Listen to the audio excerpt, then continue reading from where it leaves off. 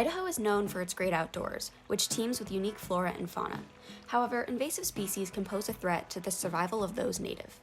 Brook trout are one such invasive species. For decades, brook trout have competed with native species across the American West and Canada. Due to their size, fitness, and spawning season, brook trout have outcompeted cutthroat trout and red bands, causing the displacement of these iconic species from their native systems. In streams and rivers that have traditionally served as home to these fish, brook trout have now become the dominant species.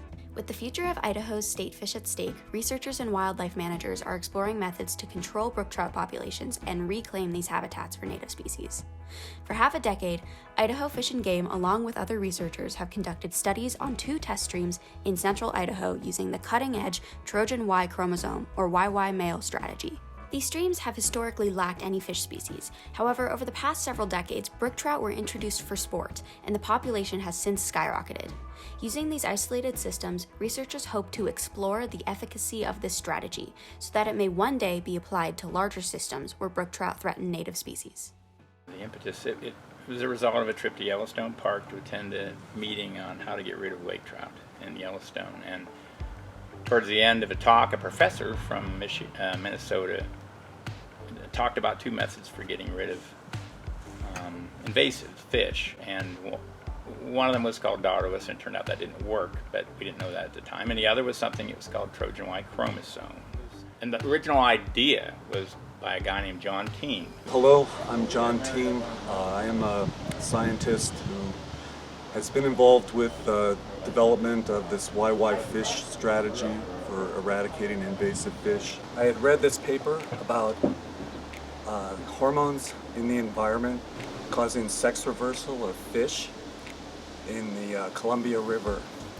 And the worry was that YY fish would be generated and that could possibly lead to extinction of the fish in the river. And I thought, well, this is what I'm trying to accomplish, so maybe I could use this as a tool. We learned about this, and 2 months later they said they could do it, and we started because it was a very inexpensive effort. Our original goal was just to see if we could build a brood stock, and we started very small with just a few pairings. And we were very excited because it suggested that if survival was good and they reproduced pretty well, that they would be wiped out in 4 to 7 years.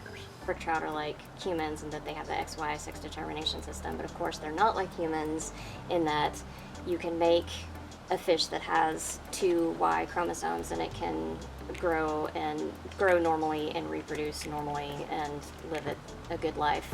Obviously you couldn't do that with humans. I mean, there are some chromosomal abnormalities in humans in the sex chromosomes, but you can't not have an X in a human. Whereas obviously in fish or in brook trout that you can't. The really simple way to describe this is brook trout have a XY sex determination system. It's just like humans.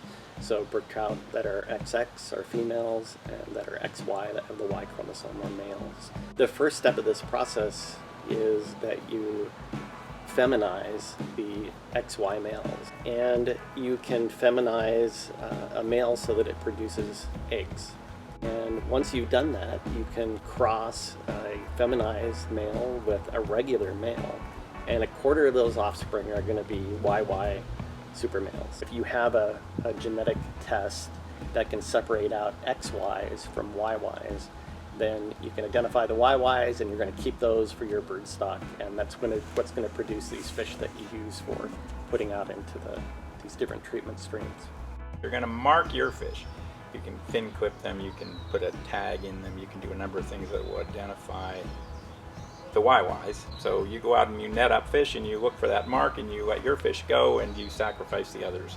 So if this technology is going to work, the main thing that we have to demonstrate is that you can release these YYs out into the stream and they're going to spawn with the wild fish and produce offspring.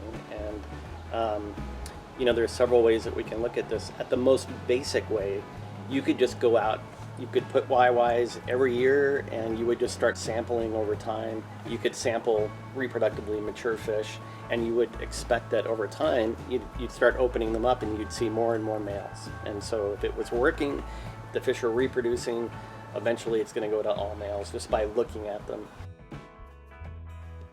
Ultimately, the goal of releasing YY males into these streams is to see whether they can successfully breed with wild XX females.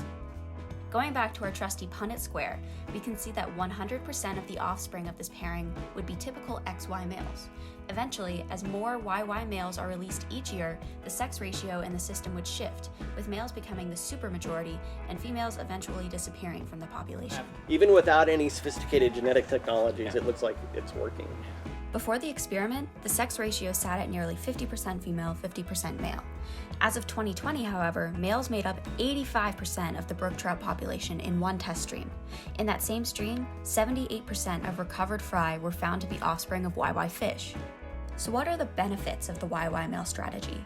The unique thing about this approach is that if you at some point decided that you didn't want to continue it, you end up with exactly the same fish that you started with in the environment, so nothing new is added. Furthermore, the strategy does not require the genetic modification of these fish. No genes from other species are added to the brook trout genome. The offspring of a Trojan YY and a wild XX is a completely normal fish. It's just a regular XY brook trout. You have a lot of control over this setting. You have a control of how many Trojans you put out onto the landscape, and then you have control over just stopping at any time. It's really a useful feature of the strategy, since a lot of people have this resistance to the notion of changing the genome of an organism that's going into the environment. And since that doesn't occur with the Trojan Y chromosome approach, it's much more acceptable to natural resource managers across the country. And lastly, the hormone that is initially used to feminize male brook trout, estradiol, is a naturally occurring hormone produced by nearly every species on the planet.